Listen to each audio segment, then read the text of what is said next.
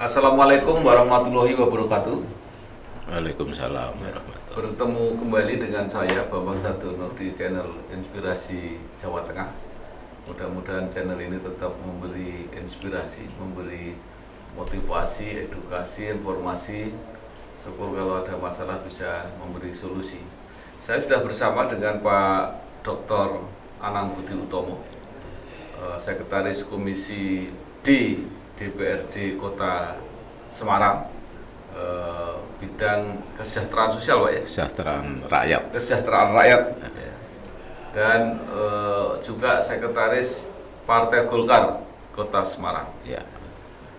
Saya nanti akan bertanya kepada Pak Anang sebagai wakil rakyat, kira-kira 5 tahun yang akan datang itu apa saja yang harus dilakukan pemerintah Kota Semarang, karena kita tahu nanti Desember ada pemilihan wali kota.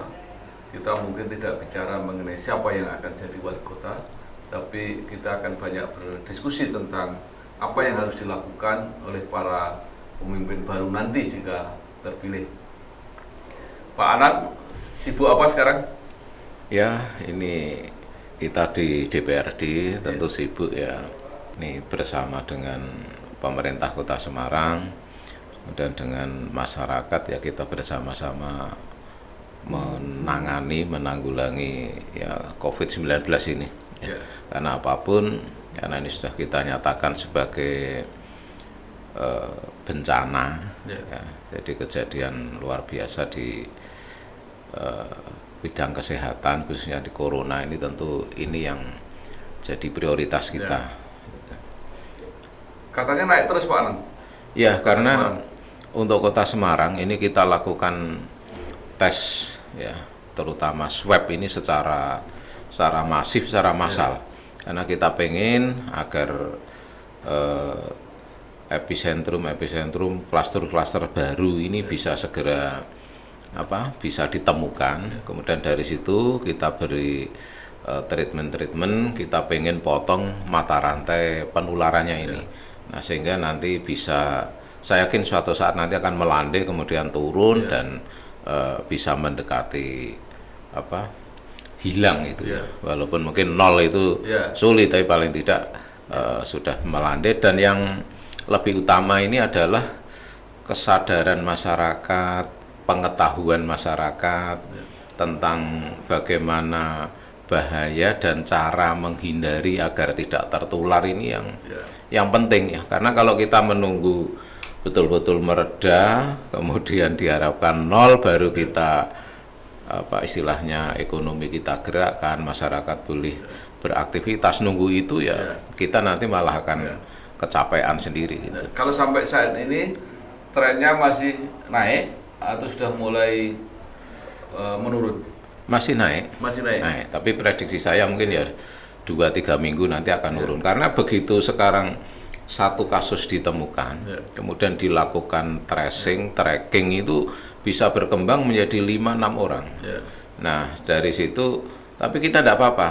Jadi kami dorong Dinas Kesehatan dengan jaringannya, jangan frustasi, jangan takut, jangan khawatir, ya, termasuk masyarakat jangan khawatir. Kita tidak boleh putus asa, karena justru dengan banyak ditemukannya klaster-klaster baru, kemudian kita lakukan treatment ya, yang sakit ya segera kita terapi, kita rehabilitasi, yang lain biar tidak tertular. Dan nampaknya ini klaster yang pernah ditemukan, kemudian kita beri tindakan terapi, itu tidak menjadi klaster gelombang yang kedua.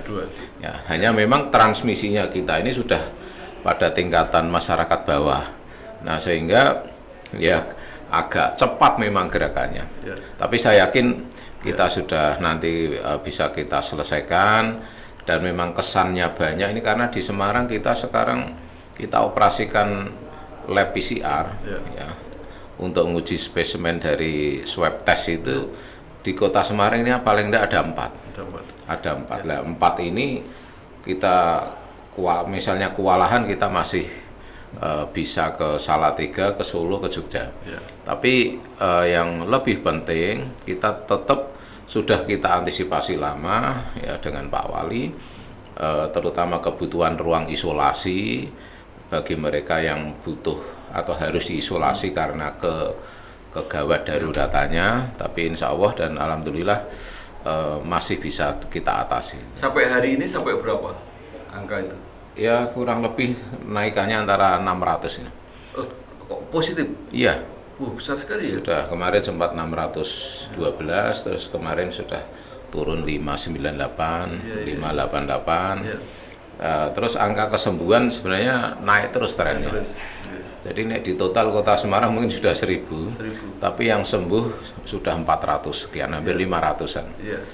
Jadi enggak apa-apa karena memang kita teliti, kita semuanya kita lakukan tracing secara boleh dikatakan semua puskesmas, kemudian semua RT RW kita gerakkan untuk memantau kalau ada keluarga yang ada kontak erat dengan yang terkonfirmasi atau terpapar positif, ini supaya melapor terus langsung kita swab. Jadi tidak ada yang tersembunyi gitu ya kira-kira? Ya, jadi prinsipnya kita pengen kita sapu jagat semualah gitu. Oke, Pak Anang. Dengan situasi kayak begini, seberapa besar pengaruhnya terhadap beban ke depan bagi Kota Semarang? Ya, sebenarnya kalau kita menilai tahun 2019, masuki awal triwulan pertama ya Januari, Februari, Maret, kita itu sangat optimis sebenarnya. Jadi bahkan anggaran belanja kita kan sudah di angka 5,2 triliun. Jadi awal saya jadi anggota Dewan itu hanya 1,6 triliun, ini sudah 5,2.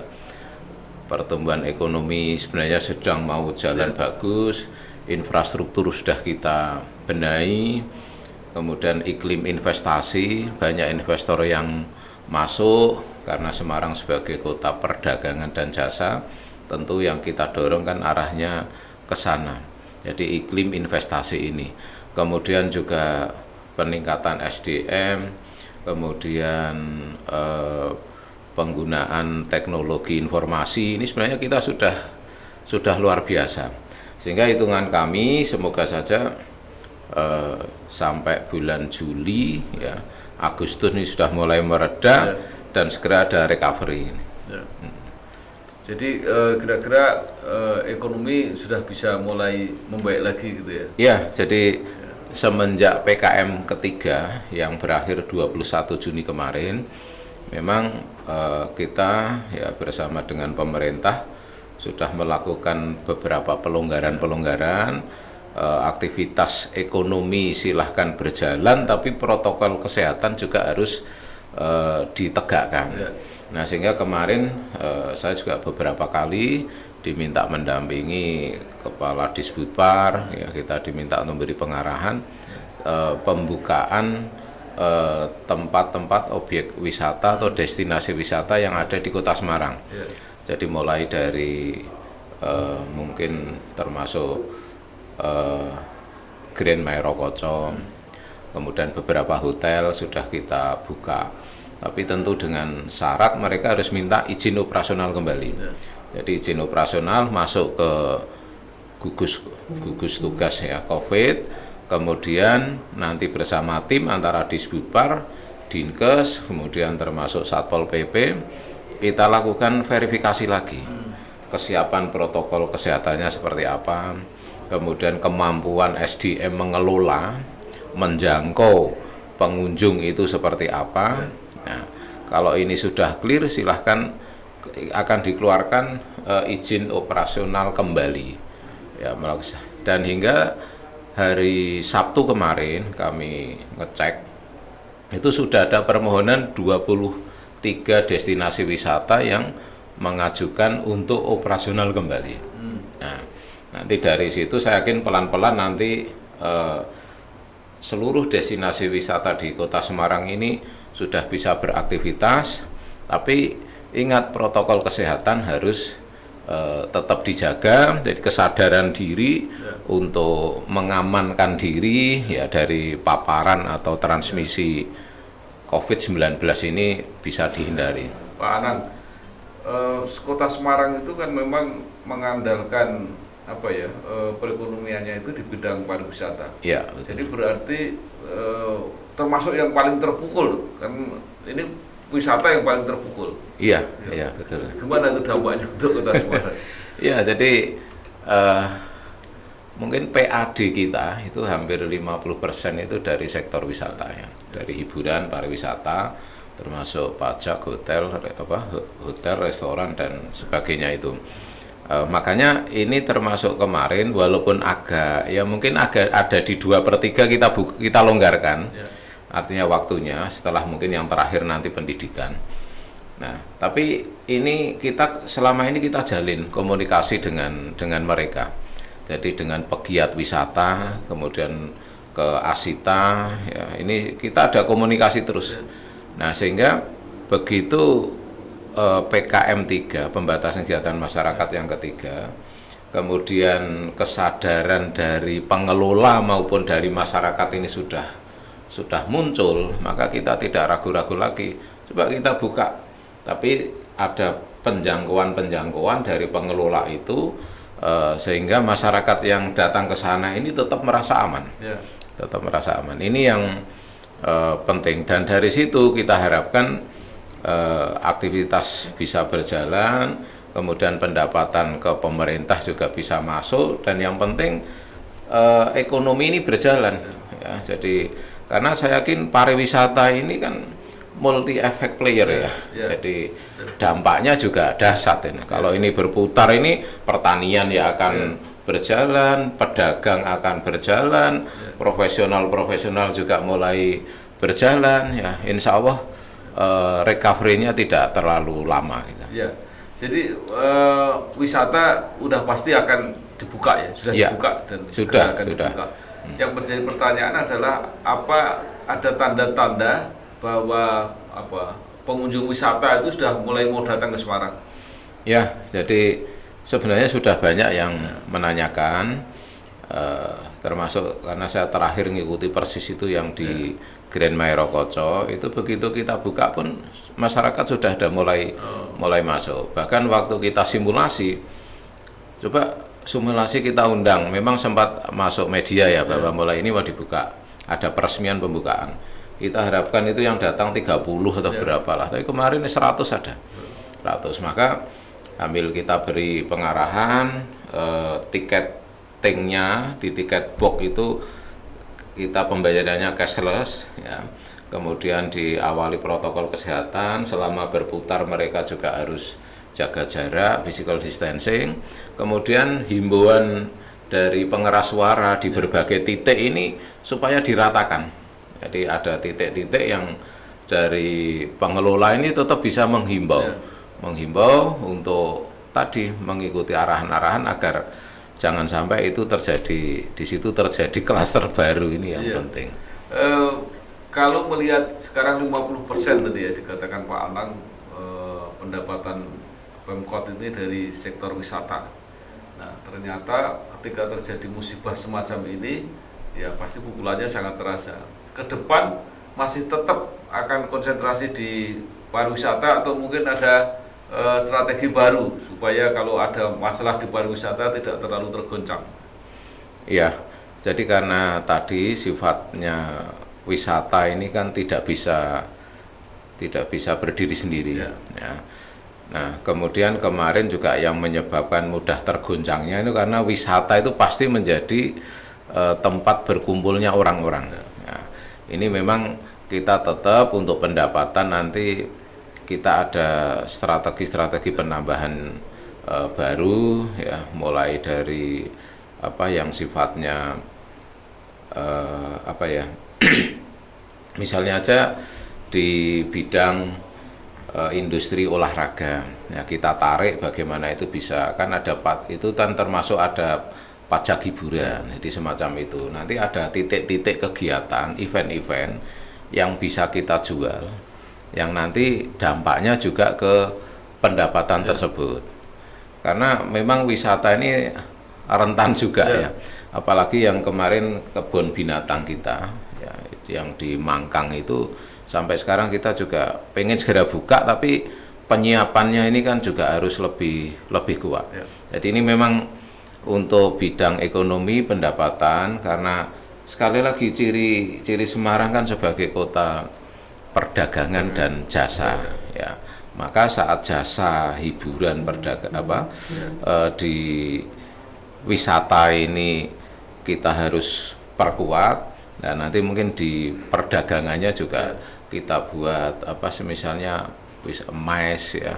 Kemudian ada pusat-pusat perdagangan yang masih bisa kita kembangkan sebenarnya. Ya. Kalau wisata itu kan jaringan.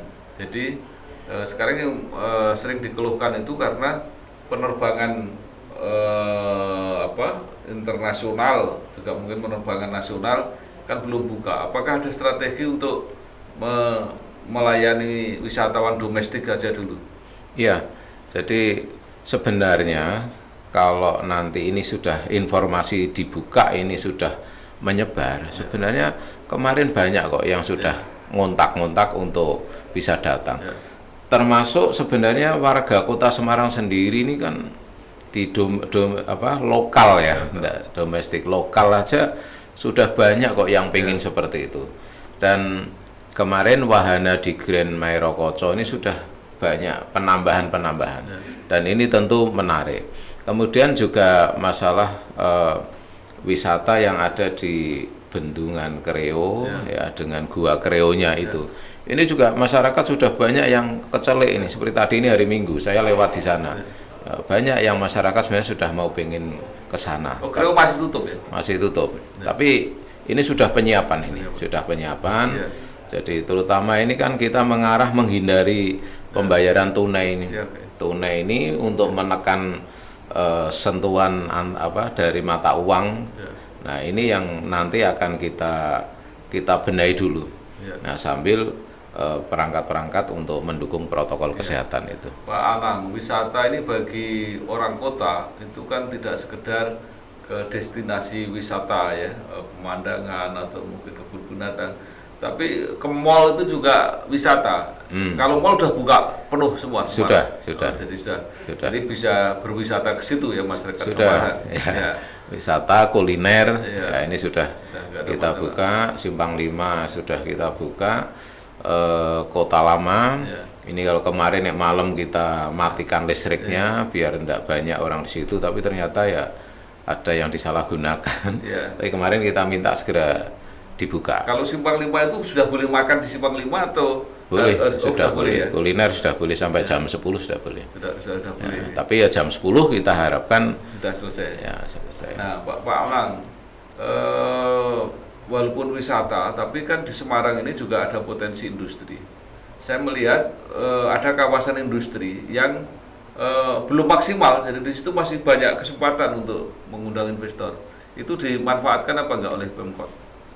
Kita industri yang terlalu padat karya, memang sudah kita arahkan untuk yang di daerah sekitar kita, jadi di Kendal, Demak, Kabupaten Semarang.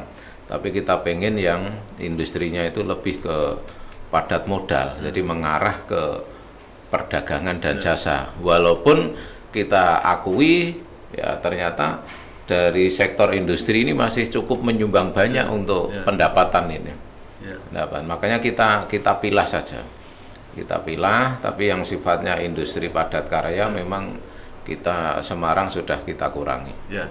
Baik Pak Anang, jadi kesimpulannya Semarang tetap mengandalkan wisata, kemudian perdagangan dan jasa, industri secara terbatas yang dikembangkan, terutama yang tidak terlalu padat karya, gitu ya. Baik, terima kasih sumbangan pemikiran Pak Anang mengenai bagaimana mengembangkan Kota Semarang. Jadi kalau perkembangan politik, terutama imbasnya ini ya, karena harus kita akui Partai Golkar kemarin di Kota Semarang ini sudah menjadi partai, tidak menjadi partai yang istilahnya di kelas papan atas. Jadi sudah cenderung ke papan